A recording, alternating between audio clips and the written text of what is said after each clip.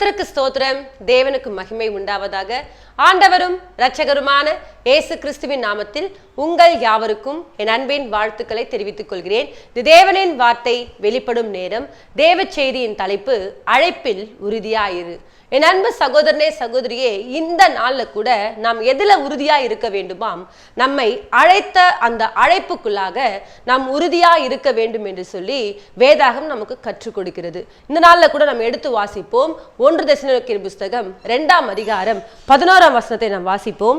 மேலும் தம்முடைய ராஜ்யத்திற்கும் மகிமைக்கும் உங்களை அழைத்த தேவனுக்கு நீங்கள் பாத்திரராய் நடக்க வேண்டும் என்று. ஹல்லேலூயா. இங்க அழகா சொல்றாரு, மேலும் உங்களை தேவனுடைய ராஜ்யத்துக்கும் அது மாத்திரமல்ல தம்முடைய மகிமைக்கும் அழைத்த அழைப்புக்கு நாம் எப்படி இருக்க வேண்டுமாம்? பாத்திரவான்களாய் இருக்க வேண்டும். ஹல்லேலூயா.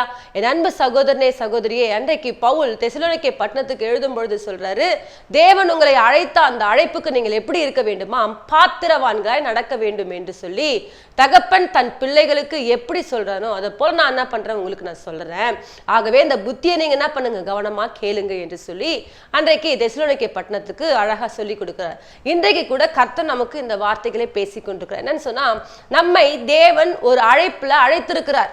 நம்மை தேவன் முன்குறித்திருக்கிற காரணம் என்னன்னு சொன்னா, நம்மளை கொண்டு தேவன் ஒரு பெரிய காரியங்களை செய்ய வேண்டும் என்று சொல்லி தேவனுடைய திட்டம், தேவனுடைய தீர்மானம்.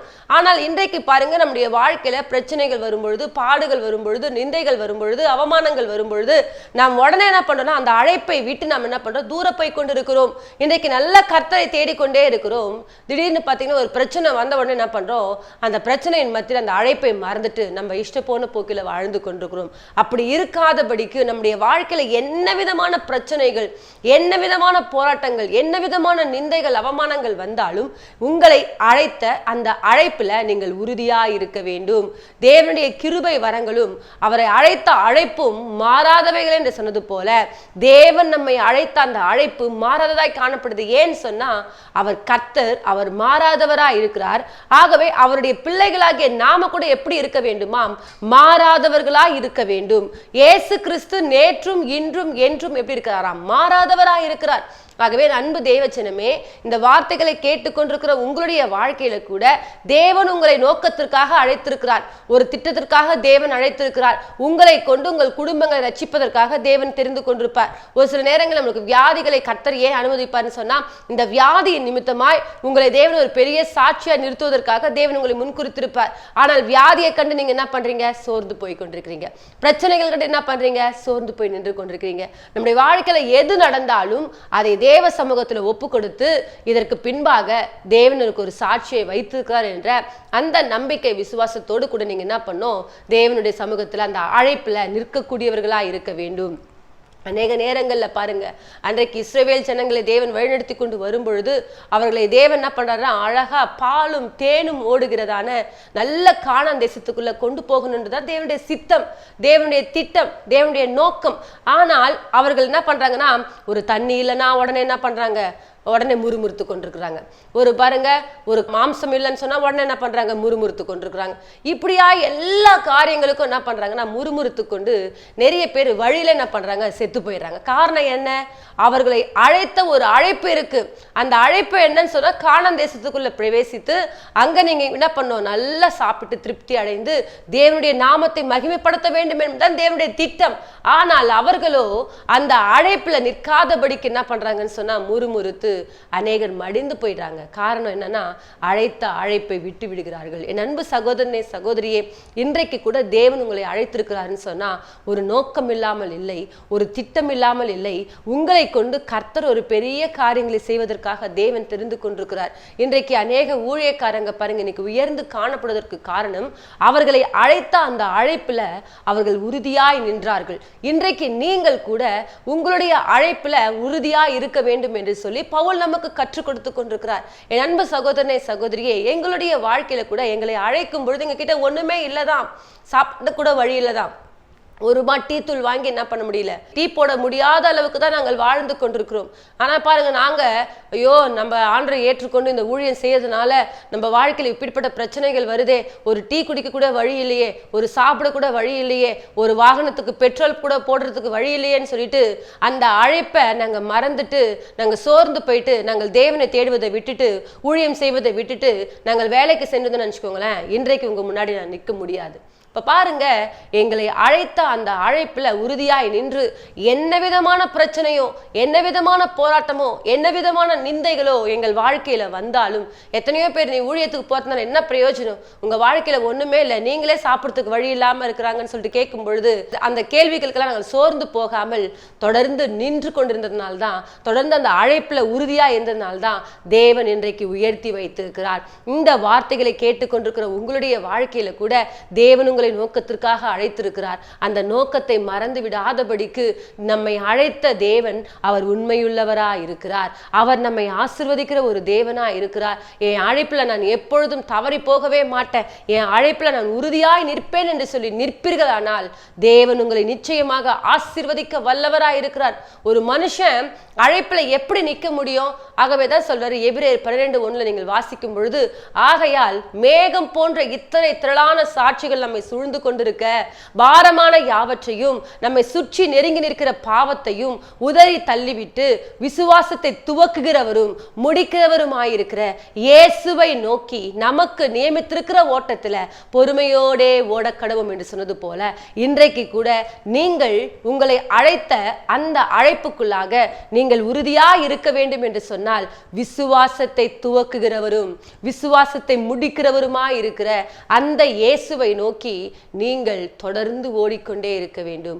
என் அன்பு தேவ பிள்ளைகளே, உங்களுடைய வாழ்க்கையில கூட நீங்கள் சோர்ந்து போகும் பொழுதெல்லாம், உங்கள் அழைப்பில் நிற்க முடியாதபடிக்கு காணப்படும் பொழுதெல்லாம் நீங்க யோசித்துக் கொண்டிருக்கணும், மேகம் போன்ற இத்தனை திரளான சாட்சிகள். வேதாகமத்துல அழைத்தவர்கள் எத்தனை அழைப்பின் பாத்திரவான்களா இருப்பாங்க, அவங்களெல்லாம் யோசித்து பாருங்க. அவர்களை அழைக்கும் போது ஒன்றுமில்லாமல் தான் இருந்தார்கள். ஒன்றுமில்லாமல் இருக்கும் பொழுது தேவன் அவர்களை ஆசீர்வதிக்கலையா? அன்றைக்கு ஆபிரகாமை அழைக்கும் பொழுது ஆபிரகாமை எல்லாத்தையும் விட்டுட்டு வா சொல்றாரு. ஆண்டவர் சொல்றாரு, நீ உன் தகப்பன் வீட்டையும் உன் இனத்தையும் உன் ஜனத்தையும் எல்லாத்தையும் விட்டு நான் உனக்கு காண்பிக்கும் தேசத்துக்கு கடந்து போன்னு சொல்றாரு. இப்ப பாருங்க, ஆபிரகாம் தேவன் சொன்ன வார்த்தைக்கு செவி கொடுத்து எல்லாவற்றையும் விட்டு கடந்து போனதுனால ஆபிரகாமை கர்த்தர் ஆஸ்தி பூமி தாங்க முடியாத அளவுக்கு ஆசீர்வதித்தார். ஹல்லேலூயா. இன்றைக்கு கூட நீங்கள் அழைப்பில் உறுதியா நின்று பாருங்க, உங்களுடைய வாழ்க்கையை கர்த்தர் ஆசீர்வதிக்க வல்லவரா இருக்கிறார்.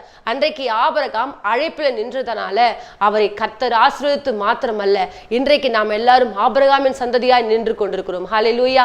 அது மாத்திரமல்ல, ஈசாக்கை அழைத்த தேவன் அவரை தேவன் ஒரு பொழுதும் வெட்கப்படுத்தவே விடல. ஹல்லேலூயா. எந்த தேசத்துல அவரை எல்லாரும் எதிர்த்தார்களோ அதே இடத்துல அவர்கள் 100 மடங்கு பலனடையும்படிக்கு கர்த்தர் கிருபை செய்தார்.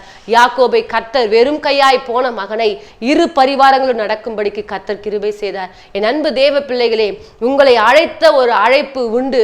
அந்த அழைப்புல நீங்கள் உறுதியா இருக்கும் பொழுது தேவன் உங்களை ஒருபோதும் கைவிடவே மாட்டார். அன்றைக்கு பவுலை தேவன் அழைத்தார் பாருங்க. அழைச்ச உடனே அவன் தாமதமின்றி தேவனுடைய ஊழியத்தை செய்தார் பாருங்க. செய்தவருக்கு தான் கர்த்தர் பாருங்க, அவருடைய வாழ்க்கையில எத்தனையோ பிரச்சனைகள் வந்துச்சு. நீங்கள் 2 கொரிந்தியர் 11ஆம் அதிகாரத்தை 25ஆம் வசனம் 26ஆம் வசனம் அந்த வசனங்களை நீங்கள் வாசிக்கும் பொழுது பவுல் பட்ட பாடுகள் எல்லாம் எழுதப்பட்டிருக்கும். எல்லா சூழ்நிலைகளும் அவர் பாருங்க தேவனுக்காக அந்த அழைப்புல உறுதியாய் நிற்கக்கூடிய ஒரு மகனாய் இருந்தார். இப்பொழுது கூட இந்த வார்த்தைகளை கேட்டுக்கொண்டிருக்கிற தேவ பிள்ளைகளே, நம்ம வருடத்தின் முடிவுக்குள்ளாக வந்திருக்கிறோம். தேவன் உங்களை அழைத்ததற்கு ஒரு நோக்கம் உண்டு, ஒரு திட்டம் உண்டு. இன்றைக்கு பிரச்சனைகளை கண்டு போராட்டங்களை கண்டு நீங்கள் சோர்ந்து போயிட்டு, ஒருவேளை நான் இனி ஜெபத்துக்கு போக மாட்டேன், நான் ஜெபம் பண்ண மாட்டேன், வேதத்தை வாசிக்க மாட்டேன், ஆலயத்துக்கு போக மாட்டேன் என்று சொல்லி அநேகர் கூட பாருங்க தேவனை தேடுவதை விட்டுட்டு இன்றைக்கு ஏனோ தானோ என்று வாழ்ந்து கொண்டிருக்கிறீங்களா? உங்களை பார்த்தான் கர்த்தர் பேசி கொண்டிருக்கிறார். உங்களை அழைத்த தேவன் அவர் உண்மையுள்ளவராய் இருக்கிறார். உங்களை அழைத்த தேவன் அவர் ஒருபோதும் உங்களை கைவிடாதவராய் இருக்கிறார். நீங்கள் அந்த அழைப்புல நீங்கள் உறுதியா இருக்கும் பொழுது தேவன் நிச்சயமாக உங்களை ஆசீர்வதிக்க வல்லவராய் இருக்கிறார். ஆபிரகாமை அழைத்த தேவன் அவரை கைவிடவே இல்லை. ஈசாக்கை அழைத்த தேவன் தேவன் அவரை கைவிடவே இல்லை. யாக்கோபை அழைத்த தேவன் அவரை கைவிடவே இல்லை. அன்றைக்கு அப்போஸ்தலனாகிய பவுல் தேவனை எப்பொழுது தேடினாரோ அப்பொழுதே பாருங்க எவ்வளவு பாடுகள் வந்தாலும் அந்த பாடுகள் மத்தியில பவுல் உறுதியா இருந்தார். பாருங்க, அவரை தேவன் ஆசீர்வதித்தார். ஹல்லேலூயா. அவர் விசுவாசமா சொல்றாரு, நல்ல போராட்டத்தை போராடினேன், ஓட்டத்தை முடித்தேன், விசுவாசத்தை காத்துக்கொண்டேன், இது முதல் நீதியின் கிரீடம் எனக்காக வைக்கப்பட்டிருக்கிறது. ஹல்லேலூயா. என் அன்பு தேவ பிள்ளைகளே, நீங்கள் அழைத்த அழைப்பில் நீங்கள் உறுதியாய் இருப்பீர்கள் என்று சொன்னால் உங்களுக்காக தேவன் ஒரு கிரீடத்தை வைத்திருக்கிறார். ஒரு விசுவாசத்துல நீங்கள் யாரெல்லாம் நடக்கிறீங்களோ உங்களுக்கு ஒரு கிரீடத்தை வைத்திருக்கிறார். அந்த கிரீடம் உங்களுக்குள்ளாக வேண்டும் என்று சொன்னால் நீங்கள் அழைப்பிலே உறுதியாய் இருக்க வேண்டும். ஹல்லேலூயா. விசுவாசத்தை துவக்குகிறவரும் முடிக்கிறவருமாய் இருக்கிற இயேசுவை நோக்கி உங்களுக்கு நியமித்திருக்கிற ஓட்டத்துல பொறுமையா ஓடிக்கொண்டே இருங்க. எத்தனை பிரச்சனைகள் வந்தாலும் ஒன்றும் உங்களை சேதப்படுத்த முடியாது. ஹல்லேலூயா. ஆகவேதான் சொல்றார், லூக்கா 19:10 சொல்றாரு, இதோ சர்ப்பங்களையும் தேள்களையும் மிதிக்கவும் சத்துருடைய சகல வல்லமையை மேற்கொள்ளவும் உங்களுக்கு அதிகாரம் கொடுக்கிறேன், ஒன்றும் உங்களை சேதப்படுத்த மாட்டாது. ஹல்லேலூயா. எதுவும் உங்களை சேதப்படுத்த முடியாதுங்க. ஏன் சொன்னா அவர் அழைத்த அழைப்புல நீங்கள் உறுதியாய் நின்று கொண்டிருக்கிறீர்கள். அன்றைக்கு பாருங்க, ஷாத்ராக் மேஷாக் ஆபேத்நேகோவை கர்த்தர் அழைத்தாரு. அந்த அழைப்புல அவங்க உறுதியா நின்றாங்க. நாங்கள் ஆராதிக்கிற எங்கள் தேவன் எங்களை தப்புவிக்க வல்லவராய் இருக்கிறார். அவர் எங்களை விடுவித்தாலும் விடுவிக்காமற் போனாலும் நாங்கள் உம்மை ஆராதிக்க மாட்டோம், நீர் வைத்த அந்த சிலையை நாங்கள் என்ன பண்ண மாட்டோம், பணிந்து கொள்ள மாட்டோம் என்று சொல்லி அந்த அழைப்புல உறுதியாய் நின்றாங்க. அவரை தூக்கி கொண்டு போய் என்ன பண்ணாங்க, எரிகிற சூளையில போட்டாங்க. அந்த இடத்துல பரிசுத்த ஆவினர், தேவ ஆவினரே அவர்கள் மத்தியில உலாவி கொண்டிருக்கிறார். ஹல்லேலூயா. இந்த வார்த்தைகளை கேட்டுக்கொண்டிருக்கிற தேவ பிள்ளைகளே, தேவனுக்காக நீங்கள் அந்த அழைத்த அழைப்புல உறுதியா நின்று கொண்டிருப்பீர்கள் என்று சொன்னால் தேவனே உங்களோடு கூட உலாவக்கூடியவராய் இருப்பார். தேவன் உங்கள் மத்தியில இருந்து பெரிய காரியங்களை செய்யக்கூடியவராய் இருப்பார். ஆகவே சோர்ந்து போகாதீங்க. நமக்கு ஒரு தேவன் இருக்கிறார். அவர் அழைத்த தேவன், அவர் ஒருபோதும் மாறவே மாட்டார். அன்றைக்கு பாருங்க, எலியா தீர்க்கதரிசி தேவனுக்காக அப்படி பக்தி வைராக்கியமாய் வாழ்ந்தவர். ஒரே ஒரு தனி மனுஷன் தான் நின்று என்ன பண்றாருன்னா 850 பாகால் தீர்க்கதரிசிகளுக்கு முன்பாக அவர் என்ன பண்றாரு, சவால் விட்டு நிற்கிறாரு. அந்த இடத்துல வானத்திலிருந்து அக்கினி வந்து இந்த காளையை எது பட்சித்து போடுதோ அதுதான் உண்மையான தெய்வம் என்று சொல்லி சவால் விடுறாரு. அந்த பாகால் தீர்க்கதரிசிகள் காலையிலிருந்து சாயந்தரம் வரைக்கும் என்ன பண்றாங்க, கத்திக்கொண்டே இருக்கிறாங்க. எந்த தெய்வமும் வரல. ஆனால் எலியா தீர்க்கதரிசி போயிட்டு, கர்த்தாவே என்னை கேட்டருளும், என்னை கேட்டருளும் சொல்லிட்டு ஒரு சிறிய ஜெபத்தை எடுக்கிறார். வானத்திலிருந்து அக்கினி வந்து என்ன பண்ணது, எல்லாவற்றையும் பட்சித்து போட்டது. உடனே பாருங்க, அங்க இருக்கிற ஜனங்களா சொல்றாங்க, கர்த்தரே தேவன், கர்த்தரே தேவன் என்று ஆர்ப்பரித்தார்கள். ஹல்லேலூயா. இப்ப பாருங்க, எலியா அப்படிப்பட்ட ஒரு விசுவாசம் உள்ள ஒரு மகனுக்குள்ளாக ஏசபேல் சொல்றாங்க, எவன் இந்த தீர்க்கதரிசிகள் எல்லாம் கொன்று போட்டானோ அவனுடைய தலை என்ன பண்ணுங்க, இன்றைக்கு சாயங்காலத்துல எனக்கு கொண்டு வந்து வைக்கணும்னு சொல்றாங்க. பாருங்க, இதை கேள்விப்பட்ட எலியா தீர்க்கதரிசி உடனே என்ன பண்றாரு, ஒரு சூறை செடியின் கீழே போய் என்ன பண்ற, படுத்துக்கொண்டு, போதும் கர்த்தாவே, என் ஜீவன் என்ன பண்ணுங்க, எடுத்துக்கொள்ளுங்க, என் பிதாக்களை பார்க்கிலும் நான் நல்லவன் இல்லை. இப்ப பாருங்க, அழைத்த அழைப்புல இவர் என்ன பண்றாரு, நல்ல கர்த்தருக்காக வைராக்கியமா எழும்பினவர் தான். ஒரு பிரச்சனை வந்த உடனே, ஒரு சோர்வு வந்த உடனே எலியா, போதும் ஆண்டவரே, என் ஜீவனை எடுத்துக்கோங்கப்பா. அப்போ எலியாவை கொண்டு கர்த்தர் ஒரு பெரிய காரியத்தை செய்யணும், இன்னும் பெரிய காரியங்களை செய்யணும்னு சொல்லிட்டு ஆண்டவருடைய திட்டம். ஆனால் அந்த அழைப்புல கொஞ்சம் நிற்க முடியாம போயிடுச்சு. ஒருவேளை நீங்க கூட கர்த்தருக்காக இப்படி பக்தி வைராக்கியமா எழும்பியிருக்கலாம். நீங்கள் ஒரு சோர்வு வந்த உடனே, ஒரு பிரச்சனை வந்த உடனே நீங்க அநேக நேரங்கள்ல தேவனை விட்டு போறதுக்கு முயற்சி எடுத்துக்கொண்டிருக்கிறீங்க. அப்படி இருக்காதபடிக்கு தேவனுக்குள்ளாக அந்த அழைத்த அழைப்புல உறுதியாய் நில்லுங்கள். கர்த்தர் உங்களை நிச்சயமாய் ஆசீர்வதிப்பார். இன்றைக்கு கூட ஊழியம் செய்து கொண்டிருக்கிற அன்பு தேவ ஊழியர்களே, உங்களுக்கு கூட பாருங்க, உங்களுடைய வாழ்க்கையில அநேக நேரங்கள்ல சபையில ஆத்துமாக்கள் இல்லாமல் போகலாம், வருமானம் இல்லாமல் போகலாம், ஆலயம் கட்ட முடியாமல் இருக்கலாம், ஒருவேளை ஆலயமே இல்லாமல் இருக்கலாம். நீங்க நிறைய நேரங்கள்ல சோர்ந்து போய் கொண்டிருக்கிறீங்க. வேணா, இந்த ஊழியமே எனக்கு தேவையில்லைன்னு சொல்லிட்டு இந்த ஊழியத்தை விட்டு விலகி போகணும்னு சொல்லிட்டு எண்ணிக்கொண்டிருக்கலாம். ஆனால் கர்த்தர் சொல்றாரு, நீங்கள் அந்த அழைத்த அழைப்புல உறுதியாய் நிற்பீர்கள் என்று சொன்னால் உங்களை கொண்டு கர்த்தர் ஒரு பெரிய காரியங்களை செய்வார். இந்த புதிய ஆண்டுக்குள்ள கடந்து போகும் பொழுது கர்த்தர் உங்களுக்காக ஒரு புதிய வழிகளை கர்த்தர் திறக்க வல்லவராய் இருக்கிறார். ஆகவே சோர்ந்து போகாதீர்கள். தேவன் உங்களை அழைத்த அந்த அழைப்புக்குள்ளாக உறுதியாய் நின்று பாருங்கள். நீங்கள் அழைத்த அழைப்பிலே உறுதியாய் நிற்பீர்கள் என்று சொன்னால் தேவன் உங்களோடு கூட இருப்பார். அந்த அழைப்புல ஒரு மனுஷன் உறுதியா இருக்கணும்னு சொன்னா அவனுக்குள்ளாக விசுவாசம் மிகவும் அவசியமா இருக்கிறது. விசுவாசத்தை துவக்குகிறவரும் முடிக்கிறவருமாய் இருக்கிற அந்த இயேசுவை நோக்கி தொடர்ந்து ஓடிக்கொண்டே இருங்க. கர்த்தர் நிச்சயமாக உங்களை ஆசீர்வதிக்க அவர் வல்லவராய் இருக்கிறார். நம் யாவரும் சிறிய ஜெபத்தை ஏறெடுப்போம். மகா இரக்கமும் கிருபை நிறைந்த எங்கள் அன்பின் தகப்பனே, அப்பா தேவன் எங்களை அழைத்தவர், நீர் உண்மையுள்ளவராய் இருக்கிறீர் தகப்பனே. இன்றைக்கு நிறைய பேர் ஆண்டவரே தங்களுடைய வாழ்க்கையில பிரச்சனைகள் போராட்டங்கள் வரும் பொழுது உடனே அந்த அழைப்புல விட்டுட்டு ஆண்டவரே அப்பா தேவனை தேடாமல் ஆண்டவரே அப்பா தூர போய் கொண்டிருக்கிறாங்க. அந்த பிள்ளையுடைய வாழ்க்கையில இன்றைக்கு ஒரு மாற்றத்தை கொடுப்பீராக. அந்த அழைப்புல உறுதியாய் நின்று ஜெயிக்கக்கூடிய கிருபையை தேவன் தந்து நீர் வழிநடத்த போறதற்காய் ஸ்தோத்திரம். விசுவாசத்தை துவக்குகிற உம்மை நோக்கி பார்த்து கொண்டிருக்க கிருபை தாங்க. ஆவினர் தாமே வழிநடத்தும் பெரிய காரியங்களை செய்யும்.